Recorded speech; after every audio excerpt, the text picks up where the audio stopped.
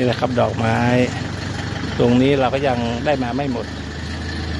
ยังได้มาไม่หมดนะออกด้านหน้าออกด้านหน้าเลย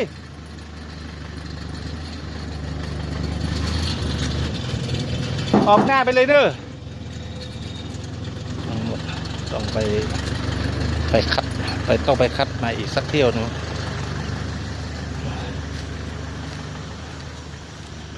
ต้องเป็นวันลืนนี้นะครับ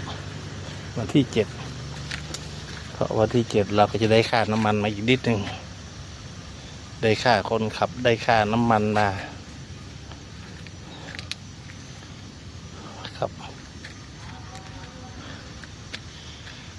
หาที่วางให้มันถูกที่ถูกทางก็สวยแล้วครับ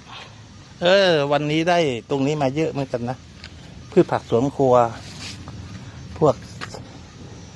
กระเมืองก็คือก้มก่อขาวมีก้มก่อดำมี